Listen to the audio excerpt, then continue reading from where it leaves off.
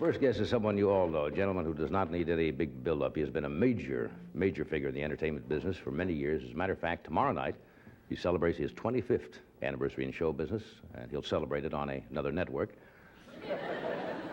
as lots of people seem to do. Anyway, that'll be at 9:30. It's a 90-minute special tribute to this gentleman and his achievements as an entertainer. It's a great kick to have him here. Would you welcome Johnny Cash?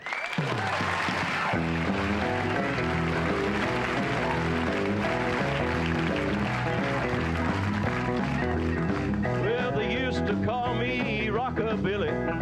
All of us ran through. When Elvis opened up the door, boop, bop, a la, bam, boo. I didn't ever play much rock and roll,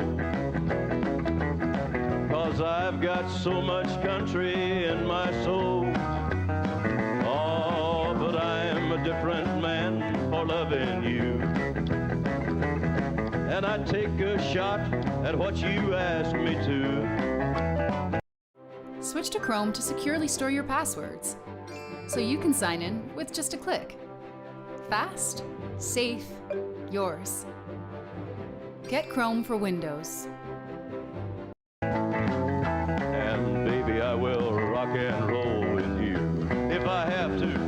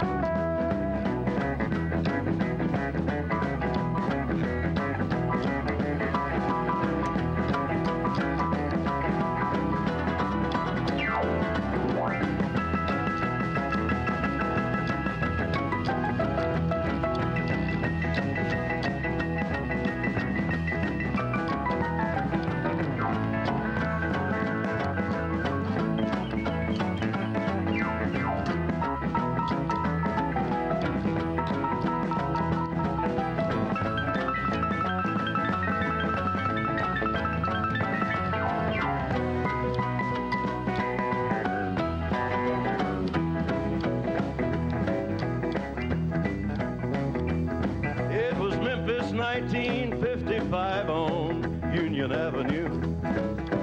Charlie, Jerry, Carl, and Roy, and Billy Riley, too.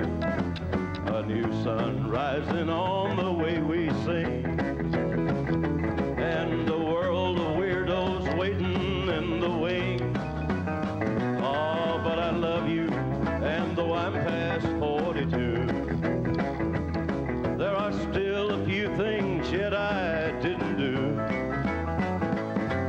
And baby, I will rock and roll with you if I have to.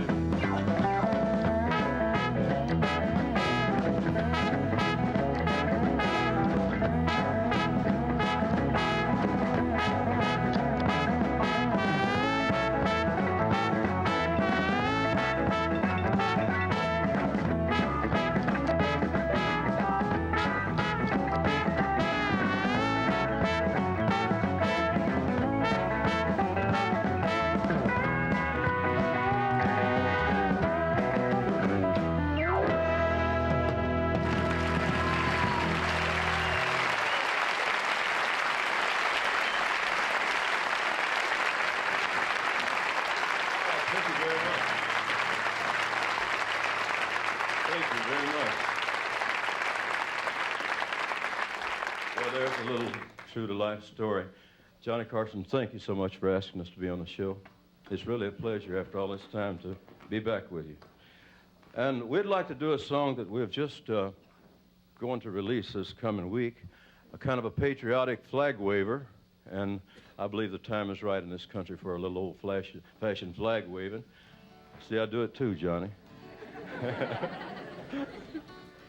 It's called The Song of the Patriot.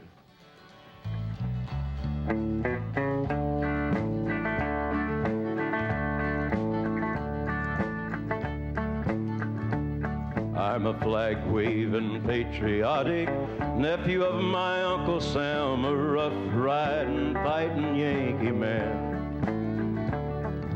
I love Mom and apple pie and the freedoms that we all enjoy across this beautiful land. I've worked hard and I'd fight hard for the old red, white, and blue, and I'll die a whole lot harder if it comes to where I have to. I'm a flag-waving, patriotic nephew of my Uncle Sam, a rough-riding, fighting Yankee man. And when I see Old Glory waving, I think of all the brave men that have fought and died for what is right and wrong. And when I see Old Glory burning, my blood begins to churning, and I could do some fighting of my own. I don't believe in violence, I'm a God-fearing man, but I'd stand up for my country just as long as I could stand, 'cause I'm a flag-waving, patriotic nephew of my Uncle Sam, a rough-riding, fighting Yankee man.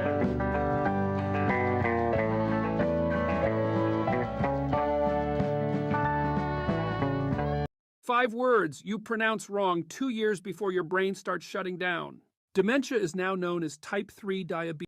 I'm a flag-waving, patriotic nephew of my Uncle Sam, a rough-riding, fighting Yankee man. And I enjoy the liberty of being what I want to be and achieving any goal that I can. I was taught to turn the other cheek, but Teddy used to say, walk soft and pack a big stick, but never walk away. And I'm a flag-waving, patriotic nephew of my Uncle Sam, a rough-riding, fighting Yankee man. And when I see Old Glory waving, I think of all the brave men that have fought and died for what is right and wrong. And when I see Old Glory burning, my blood begins to churning, and I could do some fighting of my own. But I love all my brothers, and I'm proud of our birth. We've got the greatest country here on God's green earth, and I'm a flag-waving, patriotic nephew of my Uncle Sam, a rough-riding, fighting Yankee man.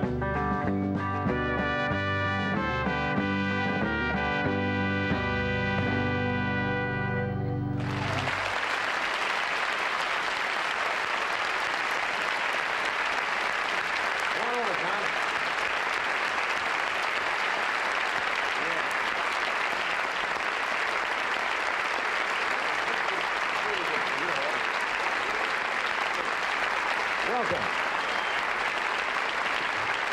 Want to do this right away? Do this commercial, then we'll be right back and talk with John a while, and then June's going to join us. Thanks, Al. And your wife, June, let me tell them about our first meeting. Good. I have not seen you for a number of years since you were on the Tonight Show back in New York. And the time before we met was 25 years ago, almost this year. Yes, it was. And it was one of those strange, little did we know what would happen to either one of us at that time. I was doing a show for CBS, I think it was 55 and 56.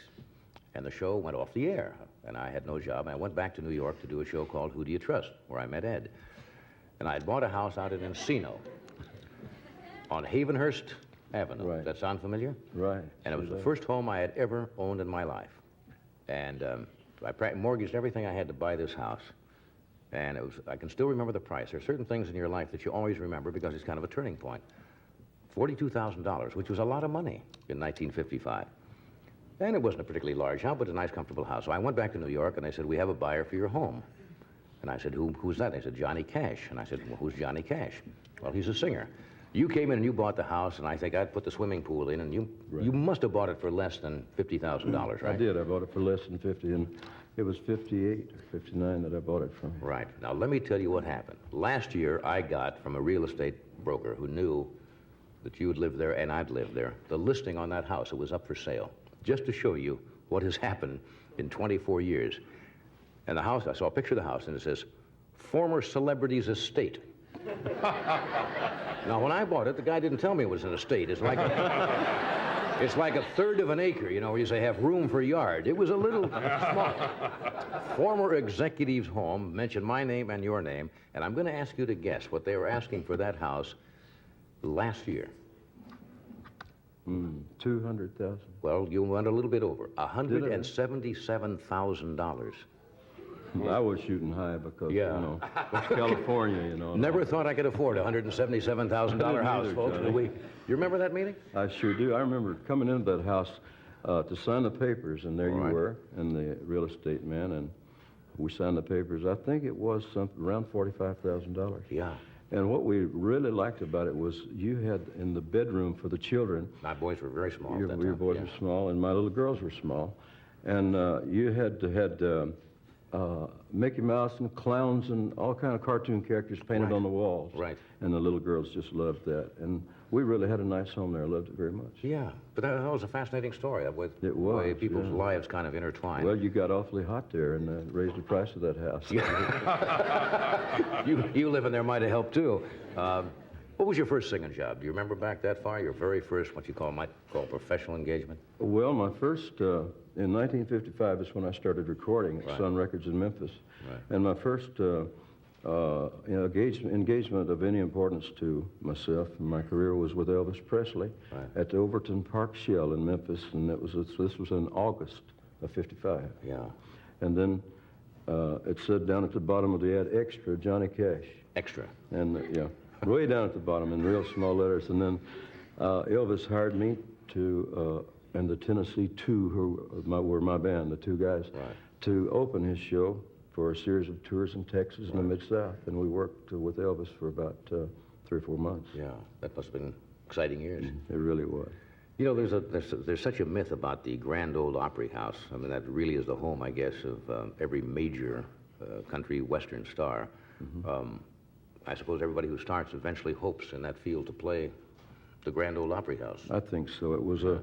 It's always a country boy's dream, I think. Yeah. And as a child, I listened to the Grand Ole Opry, and then when I graduated from high school, it was on the agenda of our senior trip, you know, to visit the Grand Ole Opry in Nashville and tour Right. the Smoky Mountains.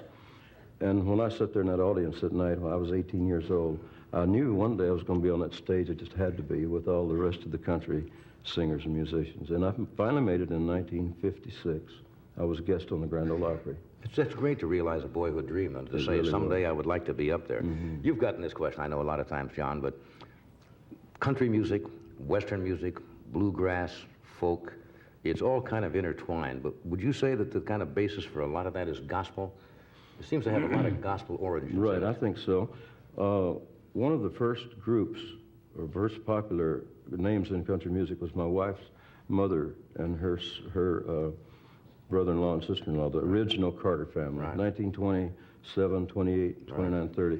They were the top name in country music, along Yeah. with Jimmy Rogers, who came along a little later on, and then Gene Autry. Yeah. For a 5-year period there, it was the Carter family, Jimmy Rogers, and Gene Autry. Right. And the songs that they sang then, songs like Wabash Cannonball Right. and Wildwood Flower, which is probably the most well-known country song melody, or maybe any melody of any kind all over the world.